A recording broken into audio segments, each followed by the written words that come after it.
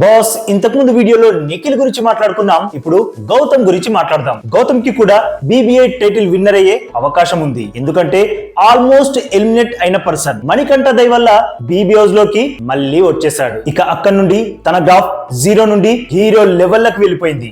House లో solo contestant ఎవరైనా ఉన్నారు అంటే అది తనొక్కడే. తను చాలా క్లియర్ గా చెప్పేశాడు, ఎవ్వరు నా నుండి ఏమీ ఎక్స్పెక్ట్ చేయకండి, నేను కూడా ఎవరి దగ్గర నుండి ఏమీ ఎక్స్పెక్ట్ చెయ్యను అని. తనెంత సోలోగా ఆడానంటే చివరికి తనకి ఏక్ నిరంజన్ అన్న బిరుదుని బిగ్ బాస్ ఇచ్చేంతలా టాస్కుల్లో దుమ్ము దులిపేస్తూ హౌస్ మేట్స్ తోనే కాదు చూసే ఆడియన్స్ తో కూడా వావ్ అనిపించుకున్నాడు. బట్ అక్కడక్కడ తను నిఖిల్ తో అన్న మాటలు అంటే తను యూజ్ చేసిన వర్డ్స్ బాగోలేదు. కానీ తను తనలా ఉన్నందుకే ఇప్పటి వరకు ఆడియన్స్ తనని ఓటింగ్స్ లో టాప్ లో నిలబెట్టారు. మరి అదే విధంగా నిఖిల్ ని వెనక్కి నెట్టి గౌతమ్ టైటిల్ విన్నర్ అయినా ఆశ్చర్యపోనక్కర్లేదు.